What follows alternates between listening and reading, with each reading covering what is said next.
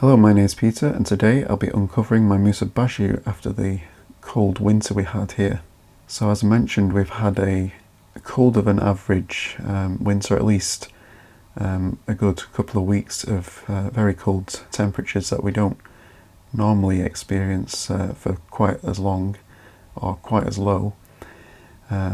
So we got down to, I think it was about -7 or -8 was something like that was the coldest temperature we experienced, which is pretty unheard of. In average winter we don't normally get much colder than -3 or 4, maybe -5. But yeah, that's about as cold as it normally gets, even on a cold winter here.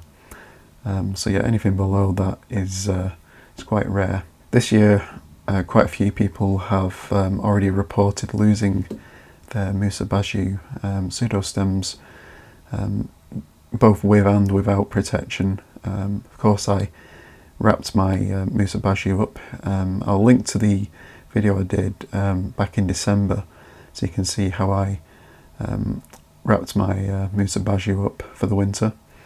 But I added quite a few layers of frost cloth and then covered it all with a plant jacket. In a minute I'll be taking off the frost protection so we can have a look and see whether the pseudostems have made it over winter. So as you can see, I'm fairly optimistic as the pseudostems seem to be still upright and quite firm when I touched them from the outside. So yeah, I'm fairly optimistic that they'll have survived the winter. Of course, they could still have taken quite a bit of damage, but yeah, we'll take off the protection and we'll see how much damage has been taken. So I've just taken off the plant jacket so we can have a closer look before I take off all the frost cloth. And yeah, you can see the 4 main stems that I wrapped and protected are all still intact. They seem to be firm. In fact, a couple of them are actually starting to push out leaves. So this small one at the back also feels quite firm. The top of this leaf here has died back, but the main stem itself is fine. So yeah, we'll get all this uncovered and see what it's like. So yeah, now you can see all of the pseudostems taken a little bit of damage on the outside. As you can see, especially near the top, the pseudostems have gone more of a brown colour, where it's gone a bit mushier. But lower down, still quite a bit of green in the stem, which is a good sign. And it's all, it feels kind of firm at the top as well. There's a bit of mushiness on the outer layers, as those layers will have been probably frozen through, but then they protected the inner layers, which is the most important part anyway. Hard to see on the camera, but where I'm feeling it at the top here, it's nice and firm.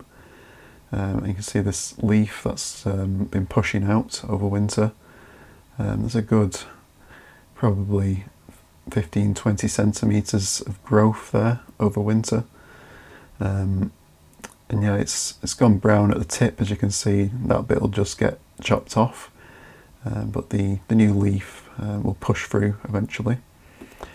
The same with this second pup here.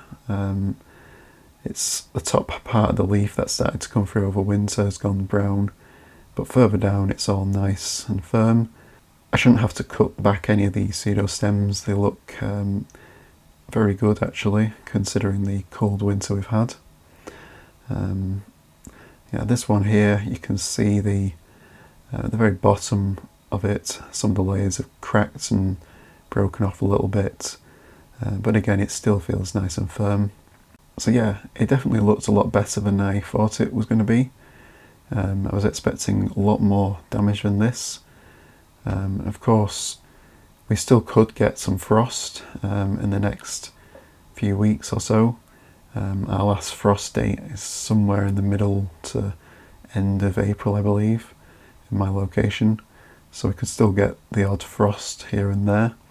But the weather has been quite mild recently, and it's going to stay mild for at least the next couple of weeks, so I shouldn't have to worry about protecting it for a while. If we do get any more cold weather, I could just put the plant jacket over the top. Probably won't bother wrapping each individual stem unless we get an extreme cold event. But yeah, the actual pseudostems themselves can take a light frost without any protection, which wouldn't normally be possible with most varieties of banana, but the Musa Basjoo can definitely take a light frost, and last year I did the same thing. I think I took the protection off my Musa Basjoo last year about a week or two earlier, but then I may have covered it again just once or twice for a couple of nights if we got below -1. But yeah, even at -1 or 2 it probably won't do much damage. But yeah, the dwarf Orinoco that I have at the side is not as cold tolerant as the Musa Basjoo, so I'll probably leave that protected for a little bit longer. I could probably uncover it now. Like I said, we're not going to have any frost for a little while, but it's just a bit more difficult to get the protection back on again on that plant, so I'll probably leave it for a bit longer. But yeah, overall the protection seems to have done a good job. I also have the advantage of this brick wall behind the Musa Basjoo as well, which probably adds a little bit of extra protection with some ambient heat. This part of the garden doesn't actually get quite as much sun in winter. It does from February onwards, but yeah, in the middle of winter it wouldn't really get much sun, so I don't think the wall would have added too much extra protection, but it probably did help a little bit.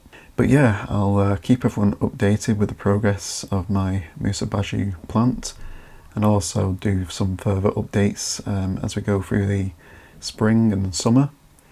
I'll also do some more videos on some of my other banana plants that have been overwintering, including the dwarf Orinoco that's been left in the ground, and I'll also show how some of my bananas that I've brought inside are doing as well. So yeah, thank you all for watching. Don't forget to like and subscribe and hit the notification bell so you can be notified when I release new videos, and I'll see you in the next one.